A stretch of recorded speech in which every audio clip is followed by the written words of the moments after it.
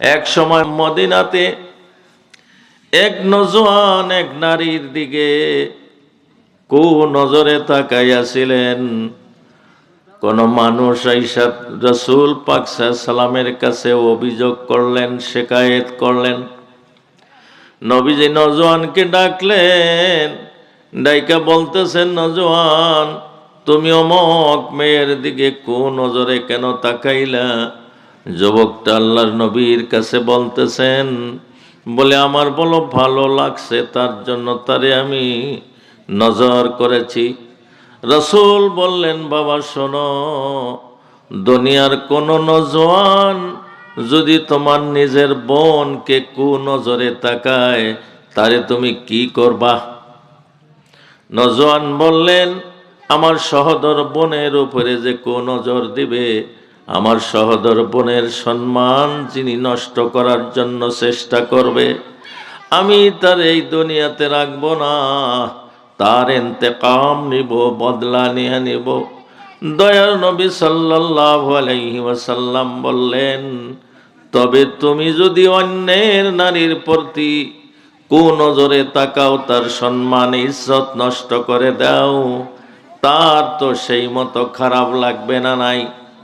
নজওয়ান বলে, জি হুজুর, নিশ্চয় আমি যদি কারো বোন বা কারো বেটির প্রতি নজর করি, কারো ইজ্জত নষ্ট করার চেষ্টা করি, বিনা সন্দেহে ওই মানুষটা আমার উপরে কাল হইয়া যাবে, শত্রু হইয়া যাবে।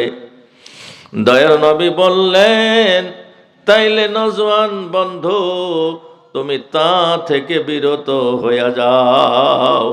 নবীজির কথা শুনে নজওয়ান সাথে সাথে দয়ার নবীর হাতে বায়াত হইয়া গেলেন। সুবহানাল্লাহ।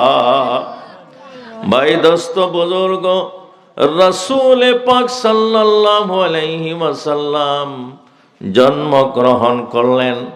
শুধু দুনিয়াতে মানুষ খুশি হলেন না, আসমানের ফেরেশতারা খুশি হইয়া গেলেন। সুবহানাল্লাহ।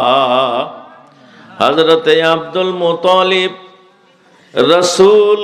রাসূলের জন্মের কথা শুনে ঘরের নিকটে এসে গেলেন, বলতেছেন, আমার নাতির আমি দর্শন করব, দেখব।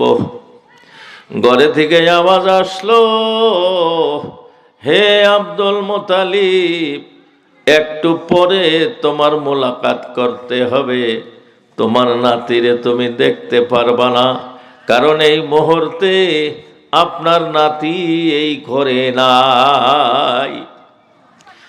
দাইমা হযরতে মারিয়াম আসিয়া এনারা বলতেছেন, যিনি বিশ্ব নবী হবেন, যিনি রহমাতুল লিল আলামিন হইয়া দুনিয়ায় এসেছেন, যিনি আল্লাহ রব্বুল আলামিন, আল্লাহ যেরকম পুরা কায়নাতের মালিক, যেরকম পুরা কায়নাতের বিশ্ব ব্রহ্মাণ্ডের পালন কর্তা আল্লাহ জাল্লা জালালুহু, অমনে সারা বিশ্ব ব্রহ্মাণ্ডের রহমত হিসাবে আল্লাহ এই দুনিয়াতে মুহাম্মদ সাল্লাল্লাহু আলাইহি ওয়াসাল্লামকে পাঠাইয়াছেন।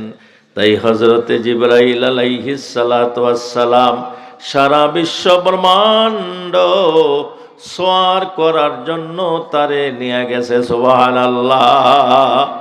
যিনি সারা কায়নাতের নবী হবেন, জন্মগ্রহণ করার পরে সারা কায়নাত ঘুরাইয়াছেন হযরতে জিবরাইল আলাইহিস সালাতু ওয়াস সালাম। সুবহানাল্লাহ। মুহাম্মাদুর রাসূলুল্লাহ সাল্লাল্লাহু আলাইহি ওয়াসাল্লামের যেভাবে রহমতের মতো, যেরকম দয়া প্রবশ হয়ে আল্লাহ তাআলা তারে দুনিয়ায় পাঠাইয়াছেন, তেনার খতনাও মহান আল্লাহর তরফ থেকে তার খতনা হয়ে গেছে। সুবহানাল্লাহ। তিনি সারা দুনিয়ার জন্য রহমত স্বরূপ এসেছিলেন। উসওয়াতুন হাসানা, তামাম জাহানের আদর্শ স্বরূপ এই পৃথিবীতে দয়ার নবীজি এসেছিলেন। হযরত জিবরাইল আলাইহিস সালাতু ওয়াস সালাম হযরতে জিবরাইল আলাইহিস সালাতু ওয়াস সালাম জিজ্ঞাসা করেছিলেন, বলে নবীজি আপনার বয়স কত? আপনার কাছে তো আমি বহুদিন হয় আসা যাওয়া করি। নবীজি বললেন, জিবরাইল